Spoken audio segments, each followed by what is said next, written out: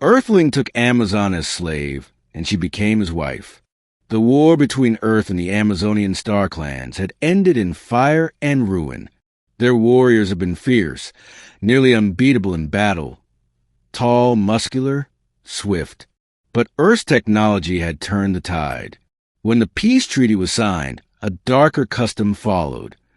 Captured warriors were be given as servants to Earthling victors as a gesture of submission and reparation. Captain Darren Holt had no interest in trophies. He had fought to survive, not to dominate. So when he was told one of the Amazons was being assigned to him, he protested. "It's not right," he said. "I didn't fight for slaves." But command overruled him. So one day, a woman was brought to his outpost home on the edge of the Red Plains of Delthar. Her name was Kalira.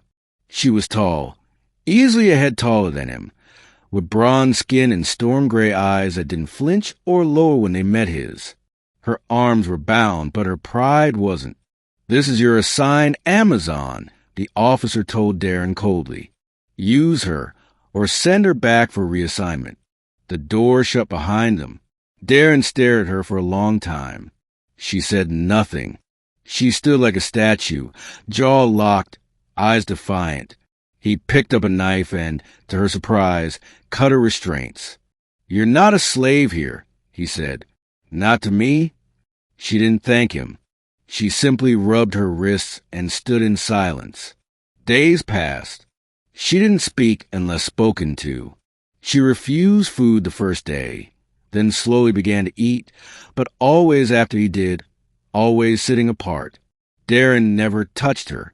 He offered her the guest bed and gave her space, but he could feel the weight of her presence in every room. She was watching, judging, waiting. On the 10th night, she finally asked, "Why didn't you use me?" Darren looked up from his datapad, confused. "What?" "You won a prize. I'm the prize. Yet you do not touch me. You do not order me. Why?" He set the datapad down. "Because I don't want a prize," he said. "I want peace. And if I treat you like a thing, then I'm no better than the people who started this war." She studied him for a long time. "You do not act like a conqueror." "I'm not one." They began to talk more after that.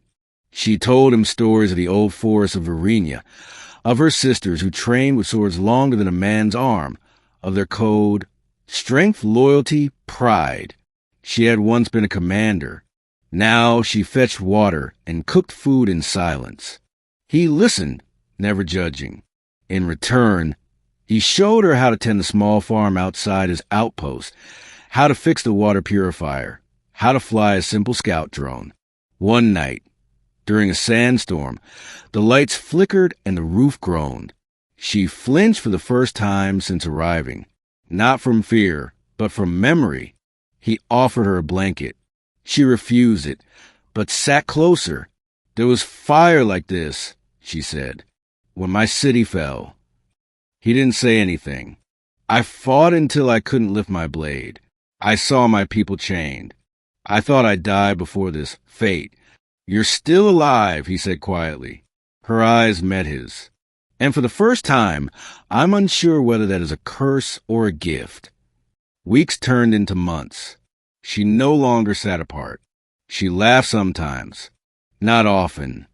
But when she did, it echoed to the metal wall home like sunlight in a cave. He never touched her, never asked for more, but the air between them thickened over time, charged with something unspoken.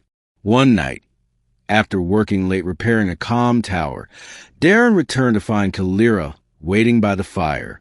Her hair was unbound, her armor gone. She wore a simple earth linen tunic, too small for her powerful frame.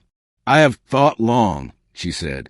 "In my world, submission was shameful, but you never asked for it. You never even looked at me like the others did." She stepped closer. "I do not wish to be your servant," she said. "I wish to be your equal, your partner." He stood slowly. "Kalira, are you sure?" She nodded. I was given to you in chains, she said, but I give myself to you now freely, not as a slave, not as a prize, but as a woman. They stood silent in the firelight. Then he took her hands gently in his. They married in private, under the twin moons of Delta, with only the wind as witness. Word spread. Many mocked the Earth soldier who had taken an Amazon wife. But others were curious, drawn by the impossible bond between two former enemies. A human who offered respect, an Amazon who chose love. Together, they began to rebuild, not just their home, but something greater. Other Amazons sought them out, those who had been lost, broken, or given away. Killera took them in, trained them, restored their dignity. Darren taught their human neighbors to see the Amazons not as property, but as people, and slowly, suspicion turned into alliance, prejudice into friendship. Years later, on the day their first daughter was born, Killera held the child with tears in her eyes. "She will never know chains," she whispered. Darren kissed her forehead. "No," he said, "only strength. Yours and ours."